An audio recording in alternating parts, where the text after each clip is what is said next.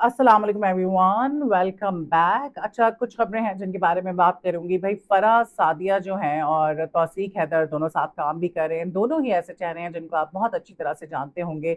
अभी रिसेंटली जो है किसी ने यूट्यूब पे और सोशल मीडिया पे ये खबर फैला दी कि फराह सादिया जो हैं उनकी तौसीक हैदर से शादी हो गई। अच्छा, अब तौसीक हैदर तो शादी उन्होंने नहीं की और ना ही वो करेंगे, ये तो मैं आपको लिख के दे दूं। अब उसकी क्या वजह है वो मैं आपको नहीं बता सकती। वो इसके हवाले से जस्टिफिकेशन और एक्सप्लेनेशंस देते रहे हैं कुछ शोज में। लेकिन बड़े मजे की पर्सनालिटी है उनकी और बड़े ही अच्छे इंसान हैं, बहुत अच्छा बोलते हैं, बहुत अच्छे एक्टर हैं। अच्छा, इन दोनों के हवाले से एक तस्वीर जो है वो मंजर आम पर आई और उसमें कहा गया कि इन दोनों का निकाह हो चुका है। अब ये दोनों जो हैं इन्होंने एक वीडियो बनाई आज और वो इस वक्त सर्कुलेट कर रही है सोशल मीडिया पर। उस पर उन्होंने बैठ के कहा कि भाई बहुत बहुत मुबारक हो, हमने ये खबर आपके सामने ब्रेक कर दी है कि हम दोनों अब शादी कर चुके हैं। और फिर वो दोनों हंस पड़े और उन्होंने कहा कि भाई हमारी शादी करा दी और ऐसे इमेजेस जो है वो जनरेट किए गए एआई के कि हम दोनों का निकाह हो गया है कि हम भी देख के हैरान हो गए। वैसे तौसीक अदर ने कहा कि वैसे मैं दूल्हा बन के अच्छा तो लग रहा हूँ और हमें भी सलामी मिलनी चाहिए जिन लोगों ने ये खबर फैला के उससे कमाई की, तो हमारा भी तो इसमें शेयर बनता है। और फिर उन्होंने जो है इस पे हंसी मजाक किया, बड़े लाइटर नोट पे ये बात की। कोई गुस्से में, कोई बहुत ज्यादा परेशान होकर उन्होंने नहीं ये मैसेज दिया, बड़े लाइट नोट पे उन्होंने ये बात की और मजेदार बात की। और उन्होंने कहा कि ऐसा कुछ भी नहीं है, हम दोनों सिर्फ दोस्त हैं और इस किस्म की हरकत नहीं करनी चाहिए थी जिसने भी की। और हमारी फैमिलीज हैं और यू नो असर पड़ता है फैमिलीज पे, हम बच्चे वाले लोग हैं, बच्चों वाले लोग हैं, तो इस किस्म की हरकत किसी को नहीं करनी चाहिए थी। सो इस किस्म की उन्होंने वीडियो बनाई और बता दिया कि भाई ऐसा कुछ भी नहीं है। ऐसे ऐसे लोग बैठे हुए हैं यूट्यूब पे और सोशल मीडिया पे कि जिनको देख के मैं हैरान हो जाती हूँ। एक मियाँ बीवी हैं जो पिक्चर्स को मजीद वल्गर बना के, बॉडी पार्ट्स को एनहांस करके, डॉक्टर्ड इमेजेस होते हैं वो दिखाते हैं, बात क्या होती है, और उसको इतनी बड़ी कंट्रोवर्सी बना देते हैं। औरतों की तस्वीरें जो है उनको बिगाड़ के पेश करते हैं और उनके लाखों व्यूज आ रहे हैं, मिलियंस व्यूज आ रहे हैं। और मैं समझती हूँ कि यार खबर आप करें, और ये वो लोग हैं जिनका कोई जर्नलिस्टिक बैकग्राउंड नहीं है, जिनको सहाफत का अलिफ बे पे नहीं पता है, फिर भी मैं कहती हूँ चले, आप सहाफी नहीं है ना, आप कर रहे हैं, कंटेंट क्रिएटर है।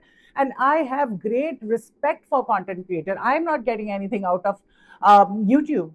अब मुझे जरूरत भी नहीं अल्हम्दुलिल्लाह, लेकिन ऑफ कोर्स मैं एक अलग ही मकसद के लिए यहाँ पे बैठी थी। अब मैं कभी शेयर भी करूंगी आप लोगों के साथ स्टोरी, कुछ लोगों को आइडिया भी होगा। लेकिन मुझे जो यहाँ से मिल रहा है ना, वो मेरी वो ऑडियंस है, मेरे प्यार करने वाले हैं जो मुझे आके सपोर्ट करते हैं, जिनकी और मेरी सोच जो है तकरीबन एक जैसी है। वो कहते हैं ना यूट्यूब फैमिली, वो वाकई यूट्यूब फैमिली बन जाती है ना। I simply love them, I truly truly love them honestly. आप लोगों का बहुत शुक्रिया जो मेरे साथ इस जर्नी में, मेरी मेहनत जो है ना, जो मैं बात कर रही थी कि कंटेंट क्रिएटर्स जो हैं उनके लिए मेरी क्यों रिस्पेक्ट है, जो सही काम करें, because it is so tough. मेरी जिंदगी खत्म हो गई है। मैं 8 से 9 घंटे, आपको लगता है ना एक वीडियो बैठी और बात कर दी और बड़े मजे से लोग कह देते हैं, ऐसा नहीं है। एक बहुत बड़ा प्रोसेस होता है वीडियो बनाना, एडिट करना, उसको एक्सपोर्ट करना, इंपोर्ट करना, यूट्यूब पे डालना, उसका वेट करना, एसईओस करना, उसके थंबनेल्स करना, each and everything. It is a very difficult process, it is so difficult. But इतनी दफा होता है कि यार बंद करूं क्योंकि मैं डिस्टर्ब हो रही हूँ, मेरी हेल्थ में भी कॉम्प्रोमाइज ना हो जाए। सो कंटेंट क्रिएटर्स के लिए मेरी बहुत रिस्पेक्ट है, लेकिन इस किस्म के जो गलीज, घटिया और नीच लोग हैं जो एआई से इमेज जनरेट करते हैं और इस तरह की खबर शाया कर देते हैं to get views, to earn money out of something like this which is so disgusting, वो किसी भी तरह से ठीक नहीं है। अच्छा, तो खैर फाइनली ये जो मुअम्मा था ये हल हो चुका है और इस किस्म की घटिया हरकत जिसने भी की है, ऐसे लोगों के खिलाफ भी जो है वो केस होना चाहिए, उनको भी पूछना चाहिए कि वो किस किस्म की हरकतें कर रहे हैं। इकरारुल हसन जो है वो एक पॉडकास्ट में आए और पॉडकास्ट में उन्होंने बहुत सारी बातें की, लेकिन उसमें से एक बात जो है वो इस वक्त जेर बहस है। और इकरारुल हसन आप सब जानते हैं, उनकी पहली शादी हुई थी कुरतलैन से। She is also a very good friend. फिर उसके बाद जो है मेरे ख्याल से उसके काफ़ी साल बाद फराह यूसुफ से उन्होंने शादी कर ली। Farah Yusuf was also my very good friend, we work together in Dunya TV. फिर उसके बाद उन्होंने आज से 2-4 साल पहले जो है एक और खातून से जो है वो शादी कर ली। तो 3 उनकी बीवियां हैं और इस बात पे काफी उन पे क्रिटिसिज्म भी मिलता रहा उनको, और इस पे गुफ्तगू चलती रहती है। तो इस हवाले से किसी ने पूछा उनसे, वो जो होस्ट बैठी थी हिना साहिबा, उन्होंने कहा कि दूसरी शादी करनी चाहिए तो कि नहीं करनी चाहिए। तो इकरारुल हसन ने कहा कि दूसरी शादी नहीं करनी चाहिए। और मैंने ज़िंदगी में मुख्तलिफ वजूहात की वजह से और मुख्तलिफ फेजेस थे उसमें, मुझे इस तरह के डिसीजन लेने लग पड़ गए। और मैंने जो तीनों शादियां की वो पसंद की शादियां की, लेकिन मैं जो है ना इस मामले में बहुत खुश नसीब हूँ कि अल्लाह पाक ने मुझे चुन के बेहतरीन औरतें मेरे दामन में डाल दी, ये उनके अल्फाज से। लेकिन दूसरी शादी के हवाले से उन्होंने क्यों कहा कि भाई दूसरी शादी नहीं करनी चाहिए, तो उनका ये कहना था कि हर आदमी को ये सब कुछ नसीब नहीं होता जो मुझे नसीब हुआ है, और इतनी आइडियल जो है बीवियां मुझे मिल गई हैं और इतना सब कुछ अच्छा चल रहा है। अदरवाइज जो है ना स्टोरी इसकी बिल्कुल बरक्स होती है। अगर कोई भी इंसान दूसरी शादी कर लेता है तो फिर वो बहुत ज्यादा सफर करता है। उन्होंने एक बड़ी अच्छी एग्जांपल दी कि भाई अगर आपको किसी का चेहरा सुर्ख नजर आ रहा है तो उसको देखकर आप अपने चेहरे पर थप्पड़ नहीं मारते। ये बड़ी अच्छी एग्जांपल थी कि भाई मेरी जो लाइफ है वो डिफरेंट है और मेरे मामलात अच्छे हैं, तो जरूरी नहीं कि हर दूसरे के साथ भी इसी तरह के मामलात हों। और उनका ये कहना था कि देखिए जब आप दूसरी शादी करते हैं ना तो बड़ी रिस्पॉन्सिबिलिटीज भी होती हैं और वो बड़ा एक तकलीफ दे मरहला होता है और आपकी जिंदगी खराब हो जाती है और आप बड़ा सफर करते हैं। और it is so so true. उनका ये कहना था कि आपकी जिंदगी जो है ना आप अपनी भी जहन्नुम बना लेते हैं और दूसरों की भी जहन्नुम बना लेते हैं। और मैंने ऐसी बहुत मैरिजेस देखी हैं। एक मेरी दोस्त भी है और भी कुछ ऐसे लोग हैं जिनको मैं पर्सनली जानती हूँ, और वो उन्होंने दूसरी शादी की, उसमें मर्द हजरात भी हैं, उसमें खवातीन भी हैं, और यकीन जाने उनकी जिंदगी जहन्नुम बन गई। कुछ बीमार हो गए, बीमार होकर उन्होंने बड़ी बड़ी बीमारियां लगा ली, क्योंकि ये बर्दाश्त नहीं होता ना ही किसी औरत से कि उसके ऊपर कोई दूसरी औरत आ जाए। बिल्कुल बर्दाश्त नहीं होता। और मर्द का भी अगर पॉइंट ऑफ व्यू देखें ना तो मर्द के लिए भी बहुत बड़ी जिम्मेदारी है। वो शादी तो कर लेता है, लेकिन एक घर आजकल के दौर में संभालना मुश्किल है, तो दो दो फैमिलीज आप किस तरह से संभालेंगे। तो मर्द के लिए भी इक्वली मुश्किल है, लेकिन क्योंकि औरत जो है फितरतन बड़ी बावफा होती है, वो बेवफाई बर्दाश्त नहीं कर सकती, तो उसका सदमा जो है वो बहुत गहरा होता है। लेकिन खमियाजा जो है उसका मर्द को भी भुगतना पड़ता है, क्योंकि कुछ सालों के बाद वो दूसरी वाली से भी बोर ही हो जाएगा। सबको लगता है कि जी मैरिज तो पता नहीं क्या है, कोई फेरी टेल है। सो नहीं, मैरिज फेरी टेल नहीं है। Of course it's a beautiful thing, बहुत अच्छा रिलेशनशिप होता है, आपको एक साथ मिल जाता है। And I think it is a very very very beautiful relationship. लेकिन जो आपको लगता है कि जी शादी से पहले कि ओ हो जन्नत होगी, नहीं भाई। Practical life it's very different. Practical life बहुत अलग है उससे। आप कोई फिल्म नहीं चल रही होती। फिल्मों में और डाइजेस्टो में स्टोरीज में दिखाया जाता था आइडियल रिलेशनशिप, या उस पर दिखाया जाता है, तो ऐसा असल जिंदगी में नहीं होता। और वाकई दूसरी शादी करना it's a very very bad bad decision. मैंने लोगों को जो है ना रुलते हुए देखा है, परेशान देखा है, तकलीफ में मुब्तला देखा है, तो ऐसा ना करें। लेकिन फिर इसका एक दूसरा भी पॉइंट ऑफ व्यू है जो मैंने एक दफा डिस्कस भी किया था, कि फिर आजकल क्या हो गया है कि फ्री में सब कुछ मर्दों को मुयसर है, खवातीन मुयसर हैं, वो परवाह नहीं करती। यंग यंग लड़कियां होती हैं, वो कहती हैं शादीशुदा मर्द मिल जाए, पैसे आने चाहिए, हमें घुमाए फिराए, अयाशी करे। तो जब मुआशरे में इतनी गंदगी हो जाएगी और हर चीज मुफ्त में मुयसर होगी, औरतें आपको मुफ्त में मिल रही होंगी और आपकी वो सारी ख्वाहिशात पूरी कर रही होंगी, तो फिर आप एक अच्छा काम क्यों करेंगे, एक रिस्पॉन्सिबिलिटी क्यों लेंगे। और वैसे ही हमने देखे हमारे लोग जो है वो तो इस मामले में तो इस्लाम जो है, दीन जो है, उसको भूल जाते हैं। कोई खुदा का खौफ नहीं है, इनको ये याद नहीं रहा कि मरना भी है। और जिना कितना बड़ा, आपकी जिंदगी, आपकी नस्लें तबाह हो जाती हैं जो जनाकार लोग होते हैं। तो यहाँ पे उनको इस्लाम याद नहीं आता। तो यहाँ पे हमारे माशरे में चीजें जो है इतनी इजीली दस्तयाब हो गई हैं कि कोई नेक काम करना नहीं चाहता। और करनी है ना आपने शादी दूसरी, जाए किसी बेसहारा औरत से शादी करें, किसी बेवा से शादी करें, बच्चों वाली से, फिर हम माने कि यार आपने शादी की, आपने सहारा दिया एक औरत को, फिर तो समझ आता है। लेकिन आप अपनी अय्याशियों के लिए दूसरी शादी कर रहे हैं, तो ये तो कोई जवाज नहीं बनता। तो अल्लाह रहम करे हम सबके हाल पे और इस माशरे पे, और इस माशरे में जो गंदगी फैली हुई है उस पे अल्लाह रहम करे, हम सबको बचाए, सब बहनों को, बेटियों को धोखे से, घर टूटने से, घर बर्बाद होने से बचाए। और जो लोग भी जनाकारी में या किसी भी किस्म के गंद में मुब्तला हैं, अल्लाह से दूर हैं, अल्लाह ताला उन सबको, हम सबको हिदायत दे। और असल जिंदगी जो है ना वही है जिसमें आप अल्लाह की बात सुनते हैं, अल्लाह की बताई हुई चीजें फॉलो करते हैं, उसकी सीधी राह पे चलने की कोशिश करते हैं, वही असल जिंदगी है। और उसी में सुकून है, बाकी सुकून नहीं मिलेगा। गलत कामों में थोड़ी देर के मजे तमाशे चलेंगे और उसके बाद आपका दिल बेचैन हो जाएगा। अल्लाह से दूरी आपको कहीं का नहीं छोड़ेगी। सो अल्लाह ताला हर किसी को हर शख्स को हिदायत दे। और इस बात की दाद देनी पड़ेगी कि कुरान ने एटलीस्ट शादियां की, चक्करबाजी करके छोड़ा नहीं, शादी की, घर बसाया, औरतों को छत दी, ये उसकी बहुत बड़ी खूबी है और इस बात पे इकरारुल हसन को हमें दाद देनी चाहिए।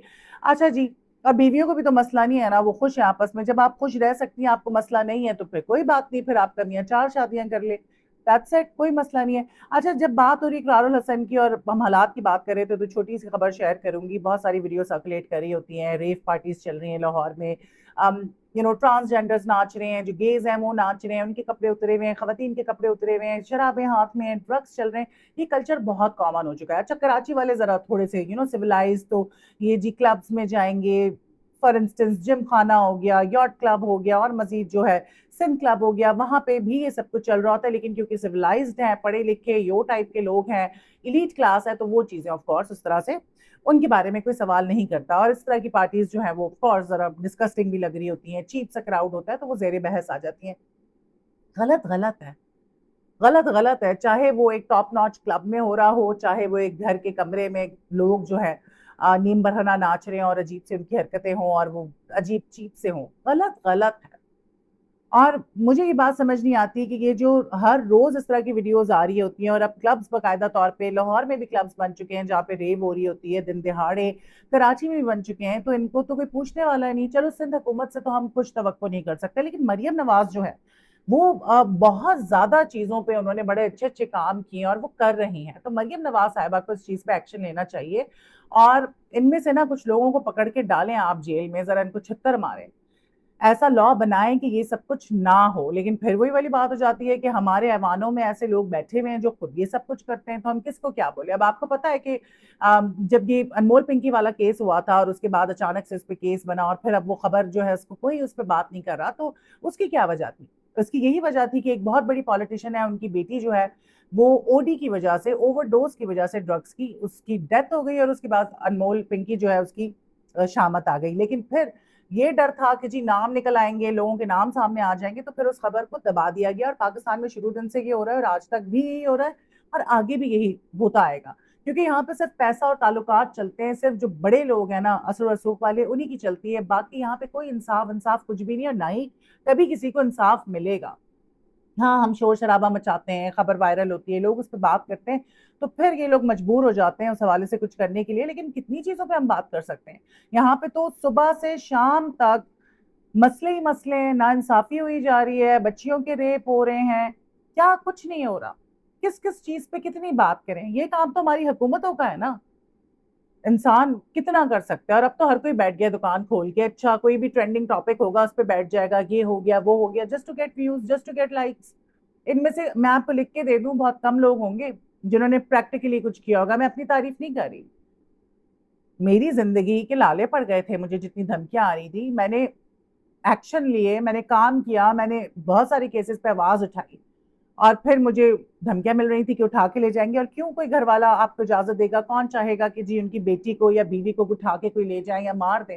तो नेचुरली मुझे क्विट करना पड़ा। और अब तो मुझे लगता है कि मुझे तो बोलने की जरूरत ही नहीं है। Of course this is an entertainment news channel, तो इस पर मैं दूसरी चीजें नहीं डिस्कस कर सकती क्योंकि यूट्यूब उसको पुश नहीं करेगा, एक नीश है एंटरटेनमेंट की। मरियम नवाज साहिबा को जो है ये जो वाहियात और घटिया और नीच हरकतें चल रही हैं, खुले आम जो है शराबें, नीम बरहना खवातीन पार्टीज कर रहे हैं, इन सारी चीजों के हवाले से मरियम नवाज साहिबा को एक्शन लेना चाहिए। छोटी सी बात ये है।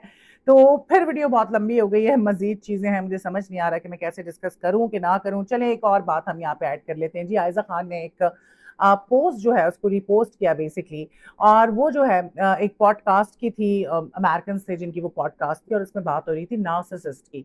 अब नार्सिसिस्ट कौन होता है आप लोग बहुत अच्छी तरह से जानते होंगे, लेकिन मैं थोड़ा सा आपको बता दूं।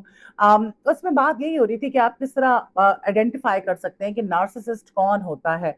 तो उसमें यही था कि जी लो एम्पैथी जिसमें होती है, वो एक्सेसिव नीड फॉर वैलिडेशन, फिर जो बहुत ज्यादा एरोगेंट होता है और जो बहुत ज्यादा स्टेटस कॉन्शियस होता है, उसका फोकस बहुत होता है अपने स्टेटस पे, और फिर जो सुपरफिशियल जो चीजें होती हैं उसमें उसका ज्यादा इंटरेस्ट होता है, और बड़ी फ्रेजिल जिसकी ईगो होती है, बात बात पे वो हर्ट हो जाता है, इनसिक्योर पर्सनालिटी होती है, और वो हर वक्त ये चाहता है कि उसको स्पेशल ट्रीटमेंट मिले।